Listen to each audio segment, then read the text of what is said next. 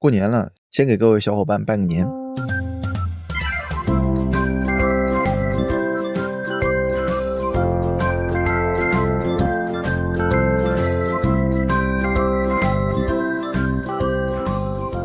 过年少不了走亲访友，也就少不了各种酒局。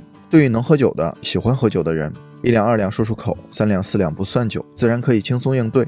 但也有很多不会喝，一喝就醉的小伙伴，每次碰到这种场合总是左右为难，不喝吧坏了交情，喝吧坏了身体。而且在中国独特的酒桌文化下，你喝的不是酒，不是寂寞，而是人情世故和利益关系。今天我们就看看变了味儿的酒桌文化。视频结尾的万能挡酒法，没准能让你在酒局万花丛中过，片叶不沾身。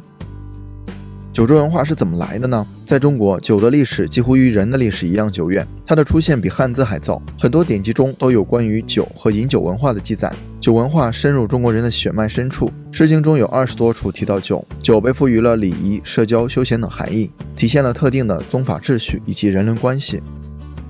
在古代早期，酒文化跟饮食文化是没有关系的，而是政治文化的一部分。权力者为了诠释自己统治的合法性，故弄玄虚，经常搞一些大排场的祭祀庆典。酒作为其中最重要的道具之一，是给祖先和神仙享用的，是真正的神仙水。周公颁布的酒告明确指出，造酒的目的是祭祀天地神灵和列祖列宗，谁敢酒会宴饮是要掉脑袋的。经过漫长的发展过程，酒从最初的权力地位的象征，到普通大众的消费品，酒与其所承载的酒文化也渗透到人们生活的方方面面，包括饮食、医疗、人文艺术等等。我们都说家是国的迷你版，大小不同，内核相同。国讲究秩序与原则，反映在家庭里就是伦理与礼仪。宫廷贵族的那一套渗透到普通百姓的饭桌上，就演变成了与饮食相关的酒桌文化。所以酒还真是不能乱喝的，它折射出的规则与礼仪，在古代是都要遵守而又心照不宣的。还有些文人雅士不拘泥于世俗的酒文化，而是赋予酒浪漫雅趣，以文会友，以酒助兴，吟诗作对。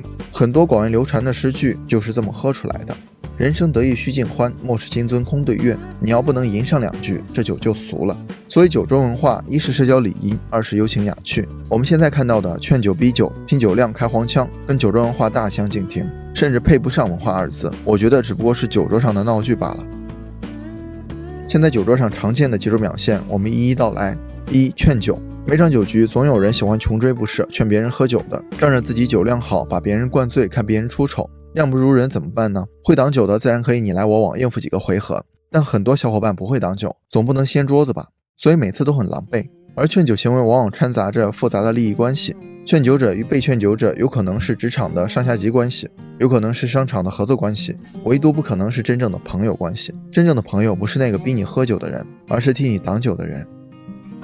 2. 拼酒。东风吹战鼓擂，今天喝酒谁怕谁？能喝啤酒喝白酒，这样的朋友才能有。拼酒量也很常见，两个能喝的杠上了，不喝倒一个誓不罢休。劝酒终归至少有一方是获利的，但拼酒完全是2个不怎么聪明的人，损人不利己的双输困局。输的人伤了身体和面子，赢的人也得不到赞扬，只会被别人看热闹，不管输赢都得不到任何实质意义的好处。3. 敬酒。这种现象出现在官场上，就显得势力味极重。如果你不了解你的领导，贸然敬酒，恰好他不喜欢喝酒，那是不是就撞枪口上了？角色互换一下，如果你是领导，一个员工频繁给你敬酒，你觉得这个人的动机还单纯吗？聪明的人会察言观色，根据领导的情况找准时机替领导挡酒。当然，如果你不屑于这些，还是安分吃饭，不做出头鸟。4. 浪费。很多人办酒局讲究排场面子，酒必须是茅台5粮液起步，菜摆的跟贯口报菜名一样。可能很多情况下，这种排场是必须的，毕竟一场5000块的酒局，有机会撬动一笔5000万的生意，没经历过，所以咱也不懂，咱也不敢问，只觉得是对社会资源的一种浪费。那么年轻人能否终结酒桌文化呢？前段时间，某银行新职员因为拒喝领导敬酒而被掌掴的事件引起热议，结果令人拍手称快，涉事领导被警告处分和罚款。银行协会也发文表态，对此类行为要出重拳，下狠手，零容忍。这不是极端个例，而是反映了现在的年轻人已经忍酒桌文化很久了。中国青年报社会调查中心曾对109441名青年人进行的一项调查显示， 35.7% 的受访者每月要参加3个及以上的酒局， 84% 的人直言反感当下酒局文化。知乎上的帖子更是直接抨击酒桌文化，腐朽至极，恶心、排斥、有辱文化2字。我觉得年轻人讨厌的其实不是酒，而是在酒桌文化下暴露出来的不平等压制和服从性测试。可以想一下，在这种场合，每个人都正襟危坐，唯恐出错，没什么敢说的，这饭能吃舒服吗？但如果是几个朋友一起喝酒，状态就截然相反了。吃饭的时候怎么放松怎么来，没什么不敢说的，饭菜自然香。随着90后、00后逐渐成为职场上的中坚力量，让人厌恶的酒桌文化或许可以得到改善。首先，年轻的领导自己已深受其害，一般不会将这种陋习传递下去。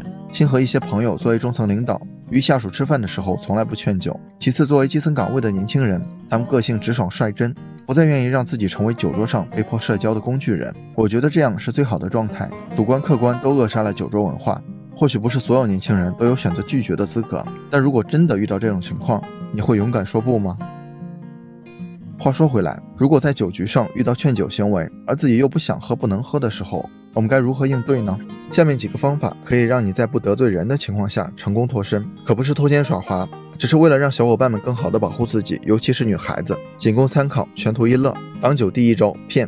一、感冒，这一招要提前用，不能等给你倒酒的时候再临时加戏，事先准备头孢放在兜里，最好提前抠掉几粒。在有人提议喝酒的时候，掏出道具说自己感冒吃药没法喝，这个时候一般不会再劝你喝酒了。还有人穷追不舍的话，给他科普一下。二、要孩子，结了婚的小伙伴可用，在备孕期间作为准爸妈戒烟戒酒是一定的。如果你有抽烟的习惯，那么演戏演全套，提前丢掉，可以适当加戏，说自己已经戒烟戒酒1个多月了，为了孩子没办法，再大的烟瘾酒瘾也得忍啊。三、胃病，如果发现感冒被抢先用了，而自己又没有结婚，hold住场面不要慌。胃病喝酒的话伤害极大，会引起胃溃疡甚至胃穿孔，所以这个推辞也不错。如果提前找个朋友帮你圆谎，效果会更好。吃饭的时候注意不要吃油腻辛辣的菜，不然会露馅。四、生理期，这个当然只能女孩子用了。挡酒第二招，演。如果没来得及使用第一招，已经开喝了，不急不躁不紧张，咱们还有第二招，演。一、频繁接电话，感觉气氛快要到了，大家快要举杯时，掏出手机面露愁容，走出房间接电话，时间和频次自己把控，也可以利用这段时间想一下别人待会儿问起的理由。二、装醉，如果有人频繁劝酒，在真醉之前先假醉，端起酒杯，手要抖，脚步要慌，说话要不利索。起身上厕所的时候是最佳时机，一个踉跄后退几步，踢倒凳子效果更好。这时会有人搀扶，假装没事儿，摇摇晃晃地走向厕所。挡酒第三招，戒。如果演技不佳，而且被灌得5分醉了，借用装备可以帮你降低饮酒量。一、偷梁换柱，喝而不咽，然后用纸巾擦嘴吐到纸巾上，也可以端起茶水杯，假装喝水吐到水杯里，然后让服务员帮你换水。如果酒杯水杯一样，可以尝试用水杯代替酒杯，这需要眼疾手快，胆大心细。二、辅助解酒，喝酒前可以先喝点酸奶、蜂蜜水、番茄汁，也可以吃点葡萄或香蕉，都有助于预防醉酒。喝酒的时候一定要多喝水，冲淡酒精。酒后也可以吃一些维生素 B 族，帮你快速解酒。挡酒第四招，溜。感觉自己差不多气氛醉了，而大家仍然意犹未尽，不停地推杯换盏，为自己的身体着想，可以找借口提前开溜，比如公司有紧张的事回去处理之类的，切记不要大肆宣扬，悄悄跟东家打声招呼即可。这4招挡酒方法实实在在可以帮助我们在酒局中不饮酒或少饮酒，即便可能会被别人鄙视，但我觉得跟自己的健康比起来，别人的看法并不重要。当然，如果跟自己真正的朋友一起喝酒，喝的是感情，喝的是开心，可以先把上述4招忘掉，适当微醺也是不错的体验，但是不要太过贪杯。要知道，国内每年因喝酒猝死的人就超过10万。最后，希望小伙伴们可以转发给你身边不会喝酒、喝酒脸红的朋友，也希望小伙伴们可以推掉每一场没有意义的酒局。好了，今天的内容就到这里了，谢谢您耐心观看。如果您有任何建议和想法，欢迎在下方留言。如果您喜欢星河的内容，还望订阅星河百度频道，点赞和分享给更多的朋友。星河将不胜感激，继续分享更多有关成长的优质内容。一个人可以走多远，关键在于与谁同行。愿成长之路有你我相伴。这里是星河百度，我们下期不见不散。